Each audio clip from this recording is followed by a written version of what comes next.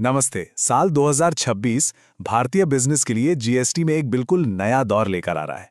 कुछ नियम इतने सख्त हैं कि एक छोटी सी भी चूक आपके कारोबार को बड़ी मुश्किल में डाल सकती है। तो आइए इन सभी जरूरी अपडेट्स को आसान भाषा में समझते हैं। जरा सोचिए, बस एक कंप्लायंस ईमेल आपसे मिस हो जाए और रातों रात आपका पूरा बिजनेस ऑपरेशन फ्रीज हो सकता है। ये कोई डराने वाली बात नहीं है, बल्कि 2026 में लागू होने वाले नए जीएसटी नियमों की एक कड़वी सच्चाई है। लेकिन घबराने की कोई जरूरत नहीं है। अगले कुछ मिनटों में हम इन सभी जरूरी बदलावों को एक एक करके तोड़ेंगे। और सबसे जरूरी बात, आखिर में आपको एक बिल्कुल क्लियर एक्शन प्लान भी मिलेगा। ये एक बड़ा मोड़ है और इसके लिए तैयार रहना बहुत जरूरी है। तो आज हम क्या क्या कवर करने वाले हैं? सबसे पहले देखेंगे कि फौरन कौन सी डेडलाइंस हैं।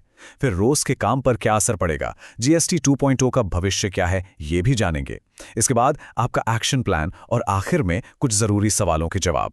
चलिए शुरू करते हैं पहले सेक्शन से। बात करते हैं उन डेडलाइंस की जिन्हें आप बिल्कुल भी नजरअंदाज नहीं कर सकते। ये पहले दो अपडेट्स ऐसे हैं जिन पर फौरन ध्यान देना होगा। यहाँ 2 तारीखें हैं जिन पर खास ध्यान देना है। देखिए, जीएसटीआर 9 और 9C की लेट फीस की डेडलाइन तो 31 दिसंबर 2025 को ही निकल चुकी है। यह साफ साफ बताता है कि डिपार्टमेंट अब किसी भी तरह की ढील देने के मूड में नहीं है। अब ये लेट फीस का स्ट्रक्चर देखिए, सीधा सा हिसाब है, जितना बड़ा टर्नओवर उतनी ज्यादा लेट फीस। 5 करोड़ तक के लिए 50 रुपए रोज, 5 से 20 करोड़ वालों के लिए 100 रुपए और 20 करोड़ से ऊपर वालों के लिए सीधे 200 रुपए रोज। और हां, अब किसी भी तरह की ऑटोमेटिक छूट की उम्मीद मत रखिएगा। अगली बड़ी अपडेट तंबाकू इंडस्ट्री से जुड़ी है।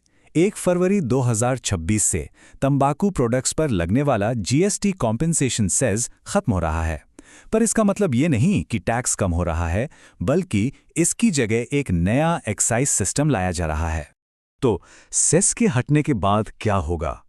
टैक्स की 2 नई दरें होंगी, एक 18% और एक सीधी 40%।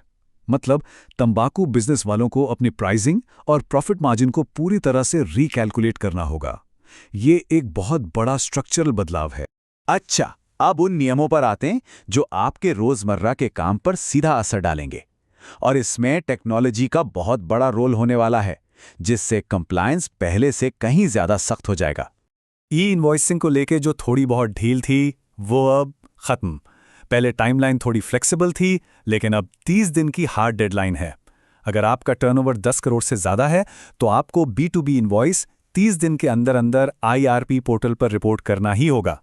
अगर चूकें तो IRN यानी इनवॉइस रेफरेंस नंबर जेनरेट नहीं होगा और आपकी पेमेंट अटक जाएगी। अब बात करते हैं बैंक अकाउंट वेरिफिकेशन की। पहले ये बस एक अच्छी आदत मानी जाती थी, लेकिन अब 2026 से ये अनिवार्य है। मतलब अगर आपको अपना जीएसटी रजिस्ट्रेशन एक्टिव रखना है तो बैंक अकाउंट वेरीफाई करवाना ही पड़ेगा। सरकार ये कदम फर्जी रजिस्ट्रेशन को रोकने के लिए उठा रही है। और अगर ये वेरिफिकेशन नहीं करवाया तो क्या होगा? अंजाम बहुत सीरियस है। सबसे पहले आपका जीएसटी रजिस्ट्रेशन अपने आप सस्पेंड हो जाएगा। इसके बाद आप कोई भी रिटर्न फाइल नहीं कर पाएंगे।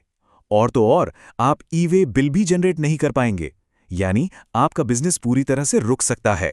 तो इन सब बातों का निचोड़ क्या है? वो ये कि प्रोएक्टिव कंप्लायंस यानी समय से पहले तैयारी अब कोई ऑप्शन नहीं है, ये जरूरी हो गया है।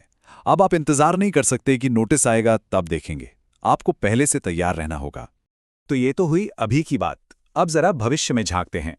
ये जीएसटी 2.0 आखिर है क्या और इससे हमें क्या उम्मीद करनी चाहिए? देखिए, जीएसटी 2.0 का मतलब कोई बहुत बड़ा बदलाव या उथल-पुथल नहीं है। ये सिस्टम को और बेहतर बनाने की एक कोशिश है। उम्मीद है कि टैक्स स्लैब को और सरल किया जाएगा, शायद 4 स्लैब रह जाएं। एमएसएमईज के लिए कंप्लायंस को आसान बनाने पर फोकस होगा। और हाँ, टेक्नोलॉजी का इस्तेमाल करके जांच और भी सख्त की जाएगी। ठीक है, इतनी सारी जानकारी के बाद अब सबसे ज़रूरी सवाल, हमें करना क्या है? तो ये रहा आपका ज़रूरी एक्शन प्लान। वो 6 कदम जो आपको अभी से उठाने शुरू कर देने चाहिए। यह है आपकी 2026 जीएसटी चेकलिस्ट। चाहे तो इसका एक स्क्रीनशॉट ले लीजिए, बहुत काम आएगा। पहला, फौरन अपना बैंक अकाउंट जीएसटी पोर्टल पर वेरीफाई करें। दूसरा, B2B ई इनवॉइस के लिए 30 दिन की रिपोर्टिंग साइकिल सेट करें। तीसरा, सालाना की जगह मंथली फाइनेंशियल रिकंसिलिएशन शुरू करें। चौथा, अगर आप तंबाकू बिजनेस में हैं तो नए एक्साइज सिस्टम के लिए तैयार हो जाएं। पांचवां, अपनी पुरानी GSTR 9, 9C फाइलिंग चेक करें और कोई लेट फीस बाकी हो तो उसे चुका दें। और छठा, GST 2.0 के अपडेट्स पर नजर बनाए रखें। चलिए अब जल्दी से कुछ आम सवालों के जवाब देख लेते हैं ताकि आपके मन में कोई कंफ्यूजन ना रहे। पहला और सबसे कॉमन सवाल, क्या ये 30 दिन वाला ई-इनवॉइस का नियम सब पर लागू होता है? जवाब है नहीं। ये नियम सिर्फ उन बिजनेस के लिए है जिनका सालाना टर्नओवर 10 करोड़ रुपए या उससे ज्यादा है। दूसरा सवाल, अगर बैंक वेरिफिकेशन मिस हो गया तो उसका सबसे पहला और खतरनाक नतीजा क्या होगा? इसका सीधा सा जवाब है, आपका GST रजिस्ट्रेशन ऑटोमेटिकली सस्पेंड हो जाएगा। और जैसा मैंने पहले बताया, इसका मतलब है कि आप कोई फाइलिंग नहीं कर पाएंगे, कोई ई-वे बिल नहीं बना पाएंगे। तो नए GST के इस दौर में कंप्लायंस कोई साल में एक बार करने वाला काम नहीं है। ये एक डेली हैबिट है, एक रिफ्लेक्स एक्शन की तरह। तो सवाल ये है कि क्या आपके बिजनेस के रिफ्लेक्स इतने तेज हैं? आज के लिए बस इतना ही, और अपडेट्स के लिए टैक्स बाय हर्षल के साथ जुड़े रहें।